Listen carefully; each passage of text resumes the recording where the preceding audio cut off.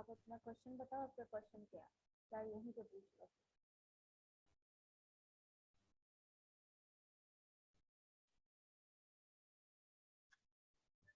बच्चे क्योंकि जब आपका पेपर का वीक होगा तब मॉर्निंग वाले भी ये पढ़ लेंगे, तो आप लोगों ने ये लेक्चर ले लिया, ठीक है।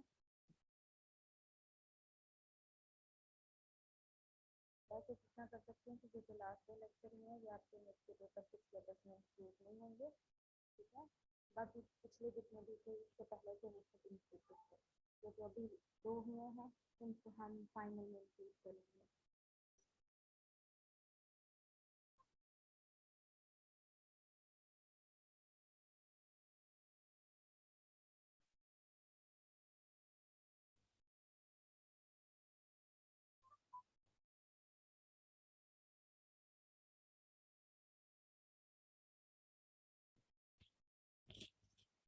जी, किसी का कोई सवाल नहीं है। अगर आपकी मीटिंग बार बार डिस्कनेक्ट हो रही है तो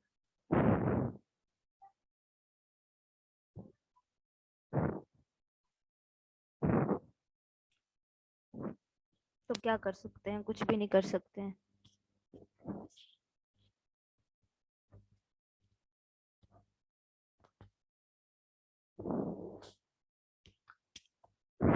किसी का कोई सवाल है?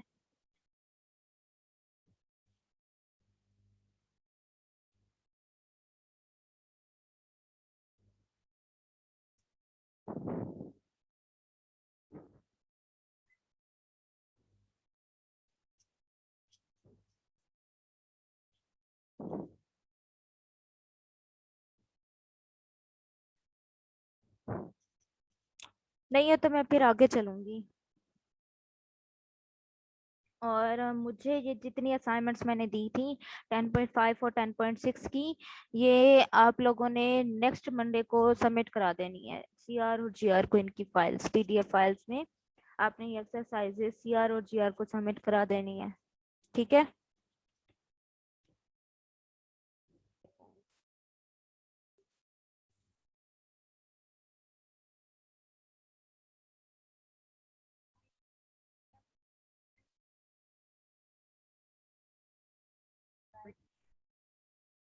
और ट्रायंगल एस, राइट ट्रायंगल,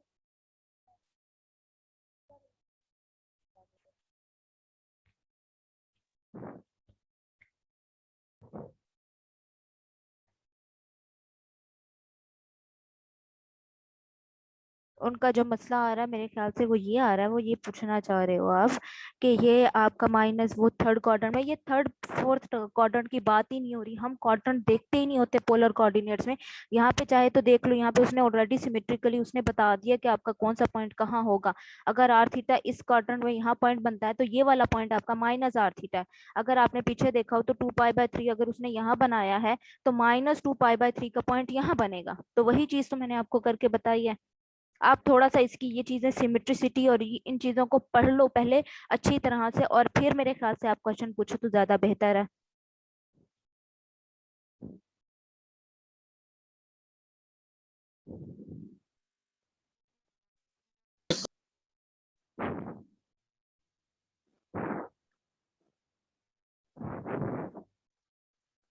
जी, और किसी का कोई सवाल है?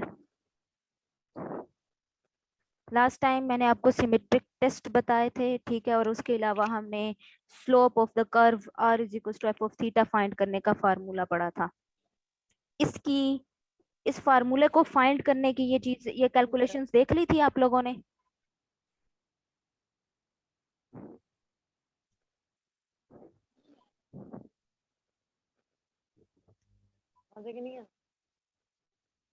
स्टूडेंट्स, मैं कुछ पूछ रही हूँ आप लोगों से।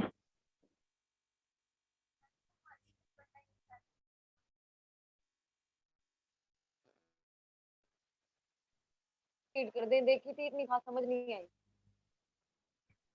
खास समझ नहीं आई? अच्छा, बेसिकली आपको पता है कि आपके पास यहाँ पे यूं समझ लें, आपका जो y है, ठीक है, वो भी आपका थीटा का फंक्शन है, एफ ऑफ थीटा, ठीक है। आपके पास जैसे आपकी पैरामेट्रिक इक्वेशंस होती हैं, आप पैरामेट्रिक में भी तो ऐसे सॉल्व करते हो ना।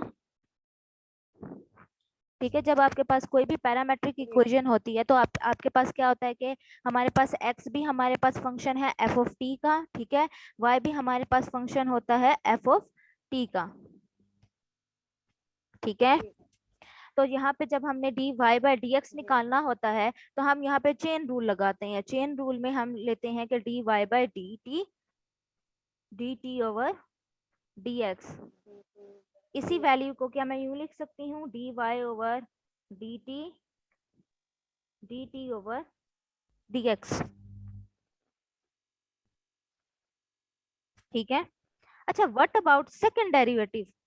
जब मैंने d square y over d x square लेना होगा तब मैं क्या करूंगी?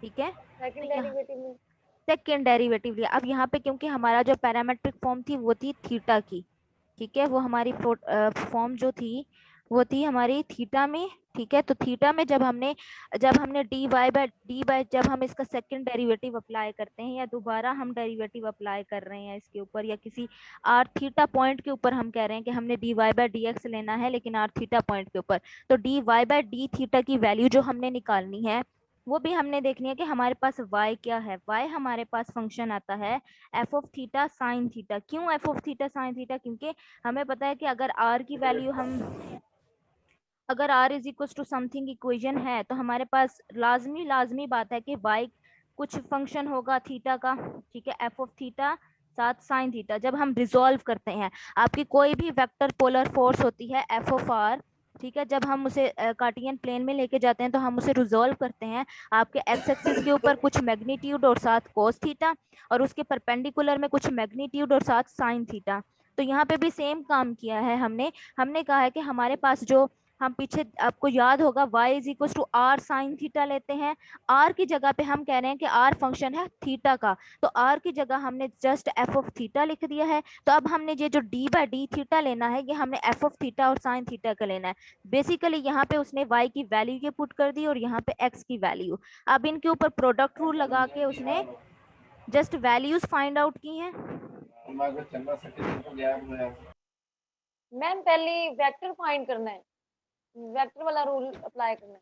नहीं, वेक्टर वाला रूल इतना जरूरी नहीं है, उसने ऑलरेडी पीछे बताया। अगर आप पीछे देखो उसने जहाँ स्लोप निकाल रहा है वो नीचे आपको बता रहा है, इस पेज के नीचे ये देखो, ये अगर आप थोड़ा सा गौर से पढ़ो तो यहाँ पे उसने सब चीजें बताई हुई हैं। वो स्लोप लेने से ऑलरेडी आपको पहले बता रहा है कि d y by d x लोगे तो आर की वैल्यू मेरे पास आर प्राइम को मैं डिनोट कर रहा है D F over D theta से, ठीक है। एक्स की वैल्यू आर कोस थीटा होती है तो आर क्योंकि एफ ऑफ थीटा का फंक्शन है तो F of theta cos theta, ये सब चीजें उसने बताई हैं। थोड़ा किताब को की हर एक लाइन को पढ़ा करो, उसकी लाइनें गुजार ना दिया करो सिर्फ ऐसे ही।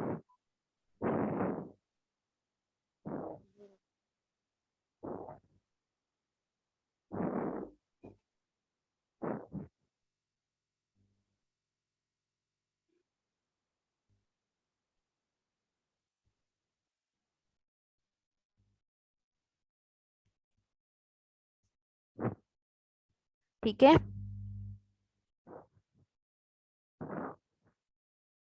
नेक्स्ट यहाँ पे एक कार्डॉइड दिया गया है जिसे उसने ड्रॉ भी किया है और उसकी सिमेट्रिसिटी भी चेक की है, ठीक है। उसके बाद वो कहता है graph the curve r is equal to 4 cos theta. अब अगर हमारे पास r is equal to F of theta की कर्व है तो इस कर्व को हम ग्राफिकली कैसे ड्रॉ करेंगे? यहाँ पे ये चीजें बताई गई हैं। तो ग्राफिकली ड्रॉ करने के लिए वो कहता है ये हमारे पास इक्वेशन गिवन है। इस इक्वेशन में रिक्वायरमेंट क्या है कि कोस थीटा की value greater than equal to 0 हम पुट कर रहे हैं, ठीक है। वी गेट द क्यों ग्रेटर देन इक्वल टू 0 होगी? क्यों? क्योंकि आर स्क्वायर की वैल्यू हमेशा पॉजिटिव होगी या 0 के इक्वल होगी, ठीक है। इस वजह से हम कह सकते हैं कि ये जो 4 कोस थीटा है ये भी पॉजिटिव होगा। अब ये 4 कोस थीटा की वैल्यू पॉजिटिव कब होगी? जब कोस थीटा की वैल्यू पॉजिटिव होगी। तो इसलिए वो कह रहा है रिक्वायरमेंट ये है हमारे पास कि कोस थीटा पॉजिटिव होना चाहिए। और आपको पता है कि कोस थीटा की जो आपकी कर्व बनती है वो अगर हाफ सर्कल पॉजिटिव होता है तो हाफ सर्कल उसका नेगेटिव में भी जाता है, ऐसे ही है। ये साइन के लिए है, अगर मैं कॉस के लिए बनाऊं तो वो कुछ यूं होती है। π/2 पे एंड होती है और फिर इसी तरह से, ठीक है, यानी 0 पे cos की वैल्यू 1 होती है, तो इस वजह से।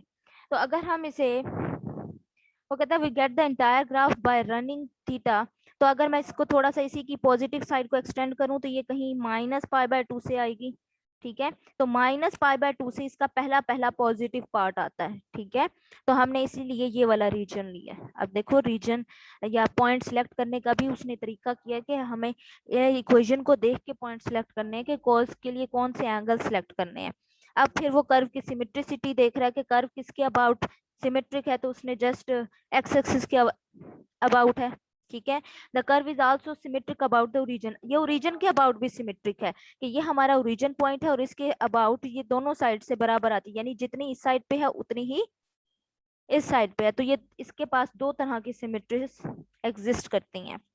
Together these two symmetries imply symmetry about Y axis, तो ये दोनों सिमेट्रीज मिलके इम्प्लाई करती हैं कि ये वाई एक्सिस के भी सिमेट्रिक है, ठीक है। तो इसी सिमेट्रिसिटी को यूज करके हम इसकी कर्व लेते हैं। वो कहता है the curve passes through the region, ठीक है।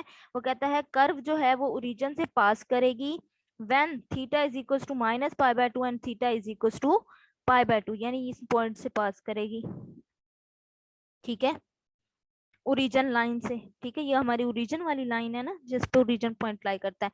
It has a vertical tangent both times because tan theta is infinite, ठीक है। तो वो कहता है इसके पास वर्ड इन पॉइंट्स के ऊपर इसके पास जो टेंजेंट बनाओगे टेंजेंट लाइन वो वर्टिकल आएगी, और टेंजेंट लाइन वर्टिकल होने का मतलब है कि अनडिफाइन हो गया, ठीक है। For each value of theta in the interval between because formula R square gives two values of R, तो ये हमारे पास दो वैल्यूज आती हैं आर की।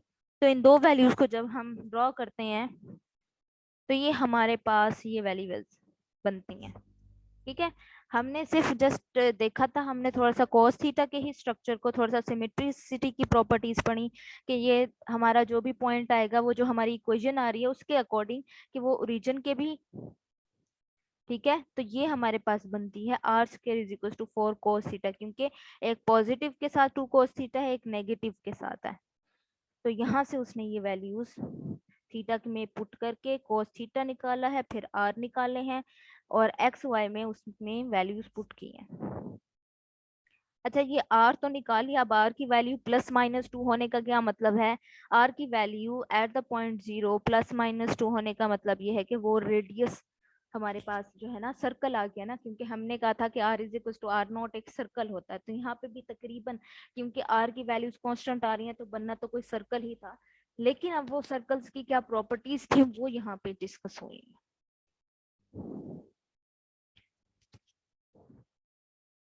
पोलर का कार्टियन के ऊपर ग्राफ ड्रॉ करना थोड़ा सा ट्रिकी काम है, लेकिन इसको समझ के करेंगे तो ये हो जाएगा। इसमें हम सिमेट्री के ही कंसेप्ट को यूज करेंगे। उसके बाद वो आपको एक और टेक्निक ऑफ ग्राफ कह रहा है बनाने की बता रहा है। वो कहता है ग्राफ द कर्व, अगर हमने इसको ग्राफ करना है तो कहता है here we begin by plotting R square, हम यहाँ पे आर स्क्वायर को प्लॉट करने से बनाते हैं कि फॉर एग्जांपल अगर मैं आर थीटा प्लेन देखूं तो आर स्क्वायर साइन 2 थीटा की वैल्यूज ये कर्व बनती है साइन 2 थीटा की हमारे पास, ठीक है। और ये हमारे पास आर की वैल्यू होगी, ठीक है, नॉन नेगेटिव रूट, ठीक है। लेकिन जब हम आर की बात करते हैं कि आर की वैल्यू +-√√ साइन 2 थीटा है, तो यहाँ से हमें वो कहता है R square theta plane we pass from there to the graph, वो कहता है हम इसी ग्राफ से इस ग्राफ के ऊपर मूव ऑन करेंगे।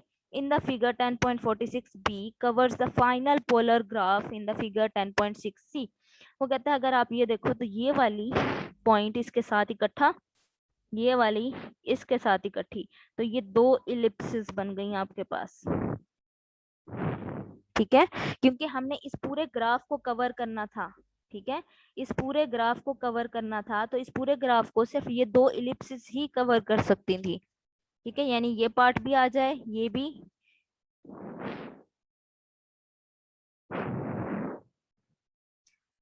पॉइंट्स फाइंड करने हैं वेयर पोलर ग्राफ्स इंटरसेक्ट, जब दो ग्राफ जो है वो इंटरसेक्ट करते हैं या दो पॉइंट्स, आपको पता है कि इंटरसेक्शन पॉइंट दो इक्वेशंस का किस तरह से या दो कर्व्स का किस तरह से फाइंड किया जा सकता है।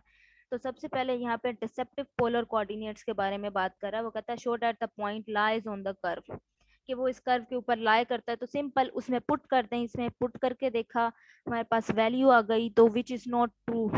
ठीक है, इक्वालिटी सेटिस्फाई नहीं हुई, दैट मीन्स ये ट्रू नहीं है कि वो पॉइंट उसके ऊपर पोलर कोऑर्डिनेट्स के ऊपर लाई नहीं करता। ऐसे पॉइंट जो उस पोलर कोऑर्डिनेट की कर्व के ऊपर लाई नहीं करते उन्हें हम डिसेप्टिव पोलर कोऑर्डिनेट्स भी कहते हैं।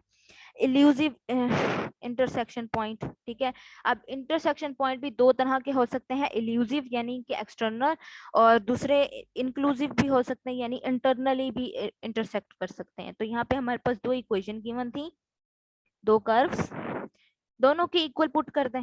ठीक है, दोनों में cos थीटा की वैल्यू है तो मैं r में लेके चली जाती हूँ, आप cos थीटा वाले फॉर्म में भी लेके जा सकते हैं कि यहाँ से r की वैल्यू निकाल लें और r को r के इक्वल पुट कर लें, आपकी मर्जी है। ठीक है, यहाँ से वो r की वैल्यू यहाँ से पुट की है, बल्कि यहाँ पे वो cos थीटा लेके आ रहा है, r की वैल्यू में इक्वेशन बन गई, यहाँ से r की दो वैल्यूज आ गए। अब इन दो वैल्यूज के करस्पॉन्डिंग हमें थीटा की भी दो वैल्यूज मिलेंगी, ये रही। ठीक है, तो यहाँ पे दो पॉइंट्स हैं जो हमारे इंटरसेक्शन पॉइंट है। ठीक है, और अगर हम देखें तो ये हमारे पॉइंट्स बन, इसके अलावा वो कहता है एक ओरिजिन पॉइंट के ऊपर भी ये इंटरसेक्ट करते हैं। तो अगर मैं देखूं तो ये जो दो पॉइंट्स है ये इल्यूसिव हैं यानी बाहर की तरफ से इंटरसेक्ट हो रहा है, और ये इंक्लूसिव यानी ओरिजिन अंदर से उसको कहीं से इंटरसेक्ट कर रहा है।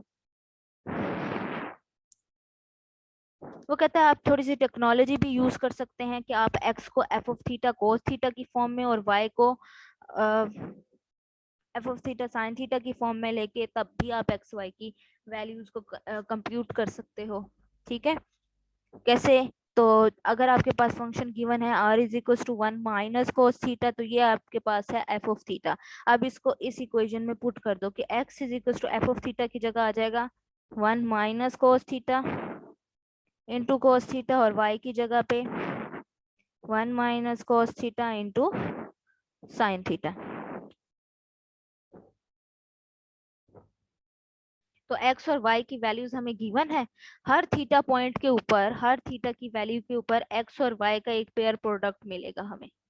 ठीक है, इन्हीं पेयर प्रोडक्ट्स के करस्पॉन्डिंग आप अपनी वैल्यूज कंस्ट्रक्ट कर सकते हो। ठीक है, यानी अगर मैं थीटा की वैल्यू 0 पुट करती हूँ, ठीक है, यहाँ पे थीटा फिक्स है, x y एक टेबल बना लें, थीटा की वैल्यू 0 तो x की वैल्यू आ जाएगी 1 माइनस 1 इंटू 1 यानी 0, यहाँ पे 0। तो पहला जो हमारा एक्स वाई का पेयर प्रोडक्ट बनता है वो है जी 0 0। तो इस यहाँ पे जो पॉइंट्स आते जाएंगे आप उनको अपने एक्स वाई के ग्राफ के ऊपर ड्रॉ कर सकते हो आराम से। मेरे ख्याल से ये ज्यादा सिंपल टेक्निक है अगर आप एक्स वाई की फॉर्म में निकाल सकते हो तो, बनिस्बत बाकी सिमेट्रीज और बाकी चीजों को निकालने से।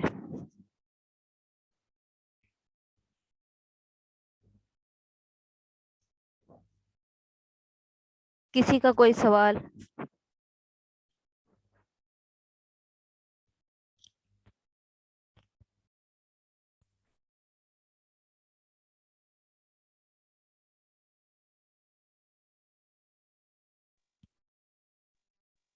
ये आप कह रहे हैं एक्स मैम वाई, कौन कौन से क्वेश्चन करने हैं? वो भी बता देती हूँ। अच्छा, यहाँ क्वेश्चन आया हुआ, किसी ने भेजा है कि X Y is equal to 1, ये किसे रिप्रेजेंट करता है? तो basically y is equal to 1 over x। जब आप इसका ग्राफ बनाते हो तो ये ग्राफ यूं बनता है। ठीक है, इन्वर्जन ग्राफ यूं समझ ले, तकरीबन लॉग को रिप्रेजेंट करता है ना। ठीक है, तो ये बेसिकली आप यूं भी कह सकते हैं, क्योंकि जब आप किसी भी लॉग फंक्शन का डेरिवेटिव लेते हो तो उसका डेरिवेटिव का आंसर आता है 1 ओवर एक्स।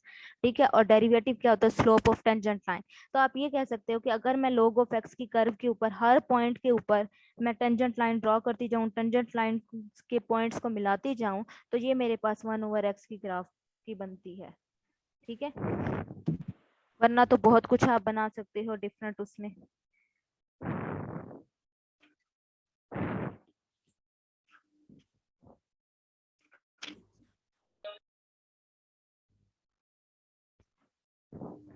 अच्छा, क्वेश्चंस कौन कौन से करने हैं आपने? आप लास्ट टाइम कितने तक दिए थे मैंने? 16। मैम ये जो पॉइंट है, मैम ये जो X Y is equal to 1 point है, ये हाइपरबोला को शो नहीं कर सकता? नहीं, हाइपरबोला की हमने स्टैंडर्ड फॉर्म मेरे ख्याल से पढ़ी नहीं थी। हाइपरबोला की हमने स्टैंडर्ड फॉर्म पढ़ी थी कि उसकी स्टैंडर्ड फॉर्म की इक्वेशन क्या थी। ये तो लीनियर इक्वेशन है, ये तो क्वाड्रेटिक नहीं है। हाइपरबोला एक क्वाड्रेटिक क्वाड्रेटिक है, यानी उसकी डिग्री 2 होती है, इसकी डिग्री 1 है।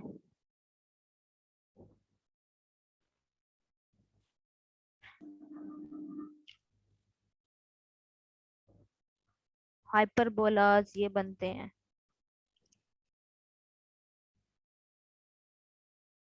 नहीं। मैम ये जो पॉइंट है X Y is equal to 1, हम्म।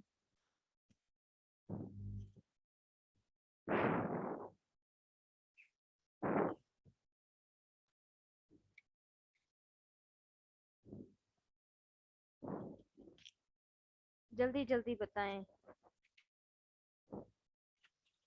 मुझे आपके सवाल के। जी।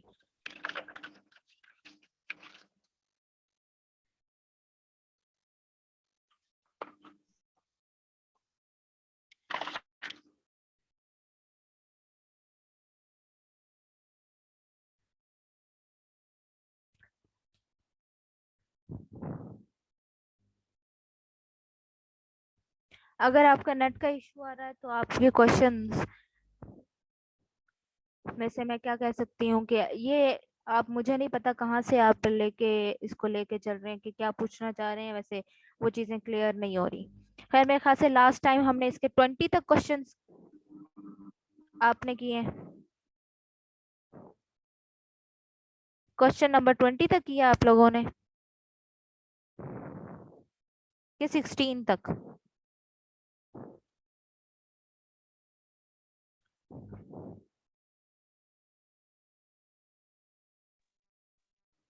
मैम 20 तक ही है। 20 तक किए। अब आपने 21 से लेके फर्दर जाना है। आपने ग्राफ बनाने हैं, इनइक्वालिटीज के ग्राफ बनाने हैं, उसके बाद आपने इंटरसेक्शंस फाइंड करने हैं।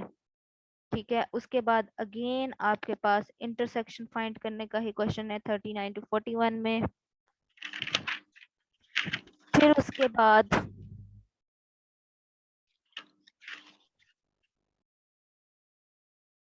आपने 43 से लेके 46 तक क्वेश्चंस करने हैं।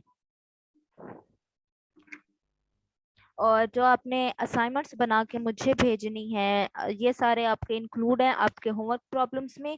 43 से 46 वालों की आप मुझे असाइनमेंट बना के भेजोगे इस लेक्चर के लिए।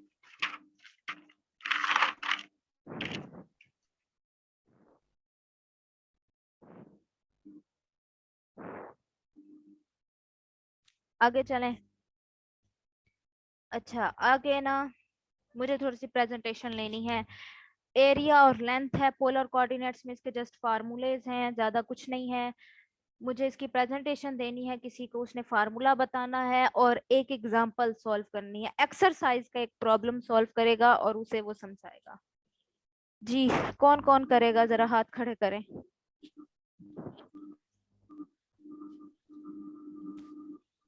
बल्कि वो लोग हाथ खड़े करें जिनकी प्रेजेंटेशन रह गई थी, जो इन्होंने दी ही नहीं थी।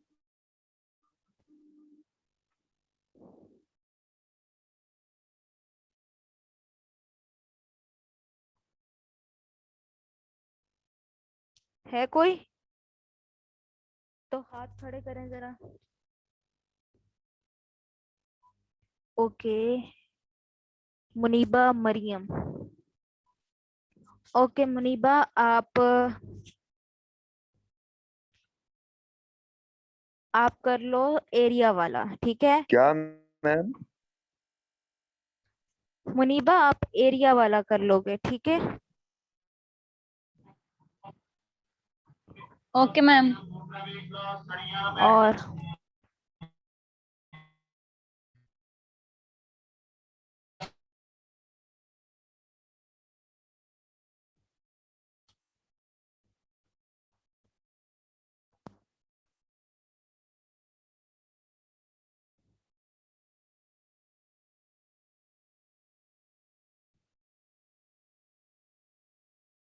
शफी अहमद, शफी अहमद।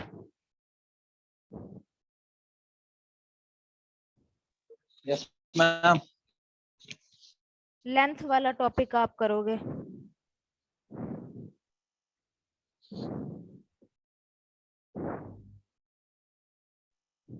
ठीक है, आप लोगों ने जस्ट फार्मूला बताना है। Okay ma'am. फार्मूला बताने के बाद आपने जस्ट एक्सरसाइज में से एक प्रॉब्लम उठाना है और उसे सॉल्व करके इन्हें समझाना है।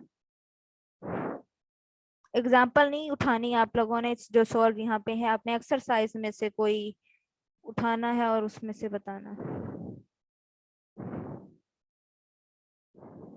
अच्छा,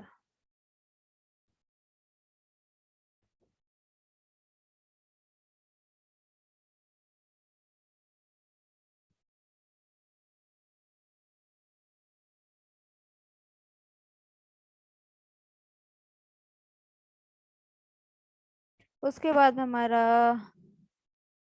इस चैप्टर में कुछ नहीं है, जस्ट ये लास्ट सेक्शन था 10.7, 10.8 नहीं करना हम लोगों ने। उसके बाद इंशाल्लाह हम अपना लास्ट चैप्टर शुरू करेंगे, infinite sequences and series. Sequence के बारे में क्या पता आपको, सीक्वेंस क्या होती है?